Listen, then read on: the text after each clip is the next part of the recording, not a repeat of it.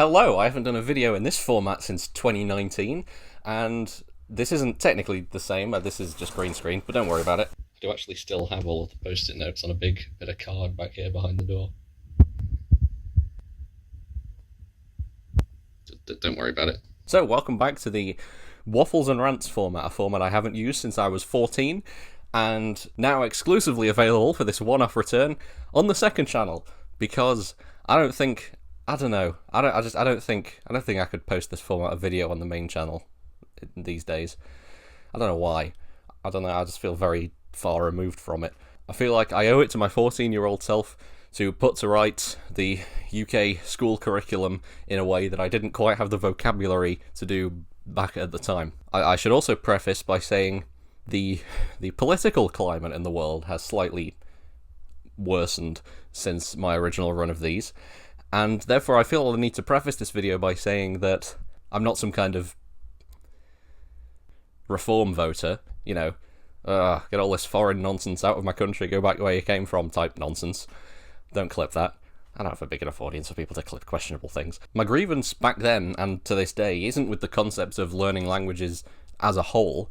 That was just an easy shorthand for videos in the series where I'd already explained it in videos prior. My issue was with the fact that I was being forced to waste hundreds of hours of my finite adolescence failing to learn even the most basic of sentences in these languages, which I had no actual intention of using in broader life, while having the teaching staff constantly try and gaslight me into believing that these 6 sentences were somehow going to infinitely broaden my life horizons, and into believing that this has actually been fun this entire time. Look, the concept of being bilingual is cool, right? It would be a cool thing to be able to do, I admit that, and sometimes useful. Even if you're not particularly aiming to go and work in a country that speaks said language, or anything like that, it would still be a cool thing to be able to do. But that's the thing, for a lot of people like me, it would just be kinda cool. But only cool in the same sense as it would be to be able to do, like, knitting, or a few magic tricks, you know? Things which would be kind of cool to be able to do, but the amount of pain and frustration required going in to learn how to become relatively proficient in them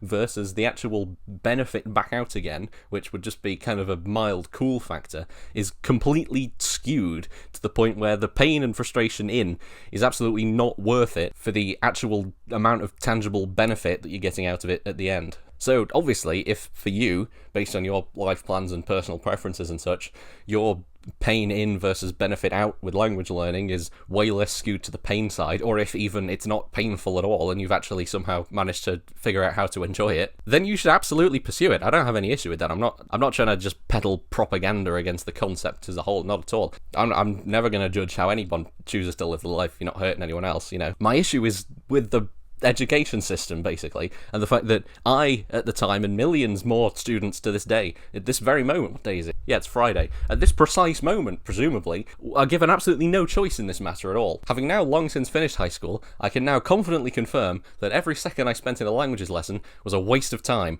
I am still completely and utterly incapable of speaking and understanding Spanish and German beyond the most basic of phrases, half of which I still don't know what half the words are. I'd have to deduce from context anyway. How, might I ask, is this beneficial for anything beyond mild novelty?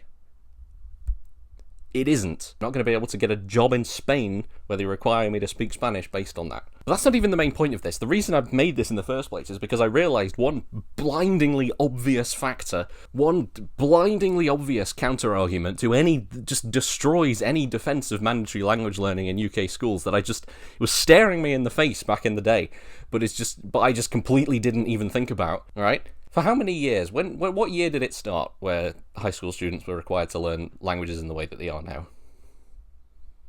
Even longer ago for some schools, alright? So we're all in agreement. That's quite a while ago. Sorry for making you feel a bit old. Point being, many millions of people have gone through high school with this system in place as it is, and are now making up a massive amount of the general public of the UK, yeah? We in agreement on this? And with that in mind, how much of the British population is more than monolingual?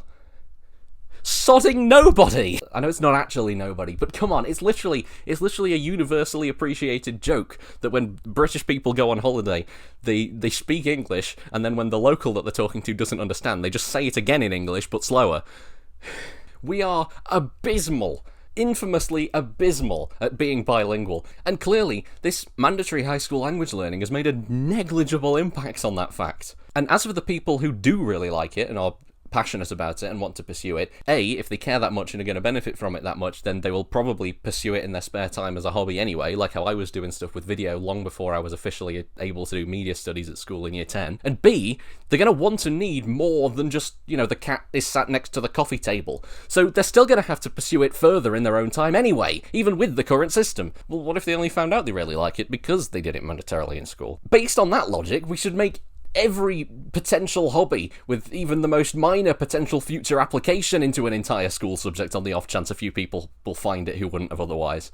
And that's the thing, something that's frustrated me for this entire time, but I just couldn't put it into words back in the day. Every single counter-argument thrown back at me in defense of mandatory high school language learning, every single one of those 700 reasons to learn a language that were promoted on that poster in my year 8 and 9 Spanish classroom that I talked about once on here, everything was not a defense valid to the actual system of mandatory high school language learning as it exists. It was a defense of this hypothetical idealized system that exists only in the brains of high school language teachers, where a high school course on languages is a full-on course to total or near total fluency by the end.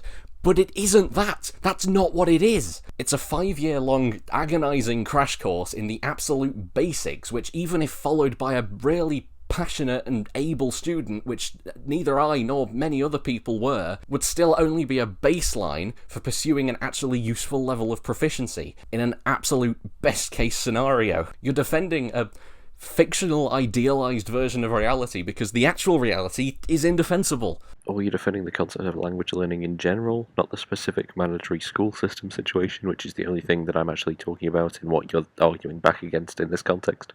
This system, demonstrably, does not work.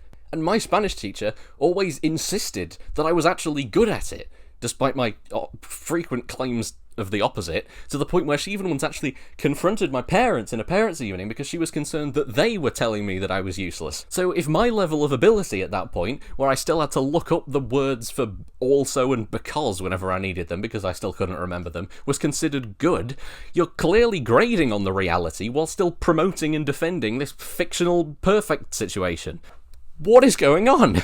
What's more, as a result of all of this being forced to do it against my will and happiness for all of these years, my visceral gut reaction to the concept of learning languages is now, it's been completely rewritten with just bitter negativity. Whereas I remember when I was about 10 or something, I saw an advert for Babbel on TV and thought, that'd be cool, maybe I should get into that, that'd be a cool thing to be able to do, I could do a bit of that in my spare time. Whereas now, that would never even cross my mind at all after all of this, because my brain has, all of the positive thoughts about it have been totally overwritten with all of the misery and frustration of having to deal with this in high school. You may think that I, a 20-year-old individual, have no reason to still be annoyed about this.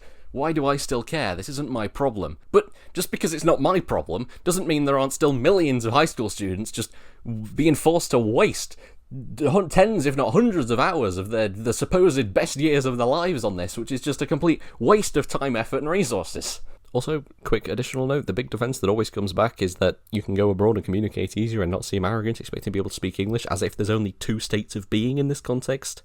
You either know the local language and thrive, or walk around all high and mighty talking like Jacob Rees-Mogg and being disgusted and turning your nose up if someone you try and speak to reveals that they don't speak English. Like, there's a bloody middle ground here, people. It's called what literally every monolingual person does literally every time they go on holiday, where you find someone else who does speak it, or you gesture a bit, or you point at what you want, or whatever it is. You might try speaking to someone in English first, but only because there isn't some non-spoken, standardised way of asking someone what language they speak ahead of time. What am I talking about? I'm talking as if merely speaking to someone in a language they might not speak is a microaggression, which, to be fair, is how people who say this sometimes make it sound. So it's not even that you're expecting or assuming that they're going to be able to speak it, you just don't have an alternative way of checking first, especially considering the fact that even if you do learn the language of the local area and approach someone there speaking in it, who are you to assume that they speak that language and not another one entirely? Who's to say that the person you're approaching in Spain isn't actually from Italy and only speaks Italian? So in this particular hypothetical situation, if you're going up to someone boldly talking the local language,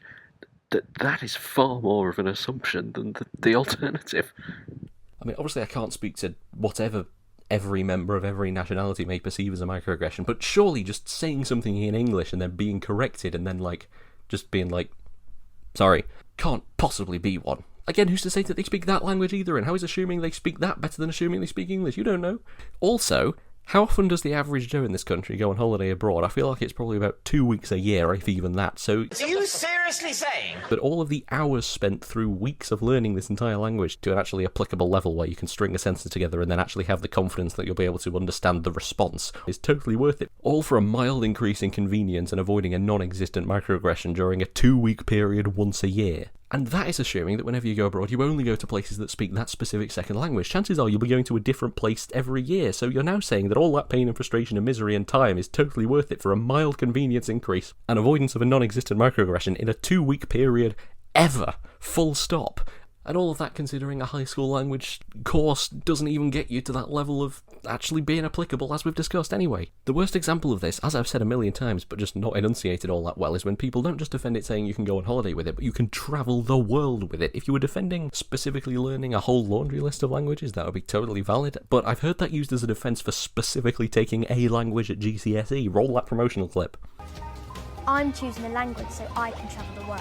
Which, A, as we've established, a GCSE language course is fundamentally useless by itself anyway, and B, the first big argument against this system I made back in 2019 as a flipping 14-year-old, that is still only one more language, and I assume if you were hoping to travel the world, you'd want to travel all over the place, not just exclusively the main country of your second language, and then the slack handful of smaller other places that also use it. And also, do you know what people also do with only one language that you all implied to be impossible in such a situation, and therefore a valid reason to need to do a GCSE course in order to make it possible? Which you won't even do anyway. Freaking travel the world! And to top it all off, this argument acts like everyone wants to go into railing, as if it's just an obvious objective fact for everyone. Flipping extroverts thinking that their form of fun is the only one that counts. And even if you do want to learn a second language, there's still a solid chance you'll want to learn a different one to the one or two offered at your school. Like, if I was given the choice, I would have picked Italian over German and Spanish, but no. So even the people who do not mind the process and have personally assessed the pain in versus benefit out ratio still aren't safe from being screwed by this, because they could end up having to put all that stuff into one they don't even want to learn anyway. Even if they did want to learn one. So then these people are spending all the time and energy that they could instead be putting into their genuine passion language for exactly the same academic educational benefit. Just into something so close yet so far, just wasting it. Like cooking an entire feast of curries for dinner when you and your guests actually want a spread of Chinese food of equal difficulty and skill in making it, all while knowing concretely from the start that the curry will not get eaten and you'll all still be hungry. And also exhausted from having spent so much time slaving over the oven on the curries. And now you've also spent all of the dedicated time that you were assigned for making the meal on the wrong meal, so now if you want to still make the Chinese food, you've got to just figure out how to work it into your own time. Also, if we all must learn another language, why don't we do this the way that all the other countries like Germany and that do? Because clearly it works for them, because they all have really high English proficiency, while our system, as discussed, demonstrably doesn't work at all. Also, people sometimes defend it with being good to learn about other countries' cultures, and that's fair enough, but culture and language are separate things. But if you're having trouble, here's a little trick to help you remember. They're different words. You see, they contain different letters, which are pronounced differently. Different words! And also, they always prattle on about culture and that in open days, but then when you actually get in there, like, there's never any of that. Let's be realistic here. You're just talking about mundane stuff, like, I am going to the cinema on Tuesday, like, the cat is sat on the table. You occasionally, like, learn the word for a local food, but that hardly equates to an interesting insight into foreign culture. Like, I know this is, like, get over it, first world problems, it's just the way things are, and... well, it's only a GCSE, it'll be over soon enough, it doesn't matter. It's just the way things are. No! Sometimes people will cheat on exams, that's just the way things are. No, but exams are important and they matter. I thought I had to just shut up and get on with German because it's just a GCSE and doesn't really matter. Like, I'm making up non-existent whataboutisms here almost, but you could argue some of this stuff about other subjects in school. Yes, I agree. Like, this is just the current topic that I'm currently speaking about. This isn't my only opinion in the world. For example, Aubrey is fundamentally broken. It should be the basics of as many religions as possible for maximum understanding and tolerance of others and such, not hyper-focus on one or two to a level of detail you'd only realistically ever need if you were converting to one of them, which if you wanted to do, you'd research to that depth in your own time anyway. When you ask a maths teacher when any of this will actually be useful, they brush it off with the, yeah, that old thing excuse. But, like, no, seriously, when is anything beyond, frankly, like, year 6 math actually applicable by the average Joe? proven better than anything else by the fact that we've all mostly forgotten most of what we even did in secondary school maths anyway, if you're honest with ourselves, to no detriment to ourselves at all. Also, back in the day, teachers used to justify this stuff with the "you won't have a calculator in your pocket all the time" thing, but now that we do, they've just awkwardly stopped saying that while continuing to teach exactly as before, as if their one justification for doing so being worthwhile hasn't been totally destroyed. Also, the existence of calculator papers kind of baffles me. So you're saying it's vitally important that I can do some of this stuff strictly in my head, but this other stuff is supposedly equally as important, but it's perfectly acceptable to only be able to do with the calculator? So either you are aware that at least half of this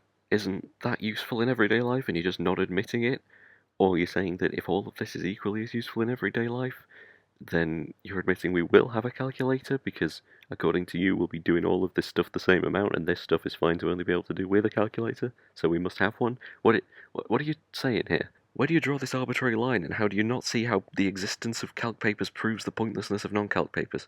If we have to wait until year 10 to do media, music should be the same. I have no musical talent at all and learned jack diddly squat in the lessons which did nothing but stress me out and make me feel useless. All DTs except probably cooking could arguably be the same, to be honest, and I'm saying that as someone who did actually enjoy a couple of them. With that said, assessing the cooking units like it's some kind of MasterChef situation is just stupid if the purpose of this is, as you claim it is, to teach a useful life skill. I'm not going to be under this kind of time crunch in my home/uni kitchen. I get that you have to fit it in the lesson time, but just calm down. I'm doing that thing I used to do in the tech videos where I would try and preempt every possible argument back and then debunk it, which is just completely impossible. I'm just going to leave it there. I've made the point. I'm quite warm. It's the middle of July. And also, funny anecdote that I was going to put in this video but forgot about, so I'm recording on my phone, and my hand's quite far out, so it's a little shaky. I think this is an anecdote from one of my dad's friends' children or something. They were resistant to learning German at school, and when the staff tried to talk to them, the student said, my granddad died in World War II, so we wouldn't have to be forced to learn German. So yes, I don't even know if I'm going to use this. I thought of this yesterday in the bathroom mirror. I wrote it up this morning, and I thought, you know what? I'm on my own in the house by sheer coincidence. Just as I finished writing it, I'm just going to record it. I don't even know. Second channel, don't care.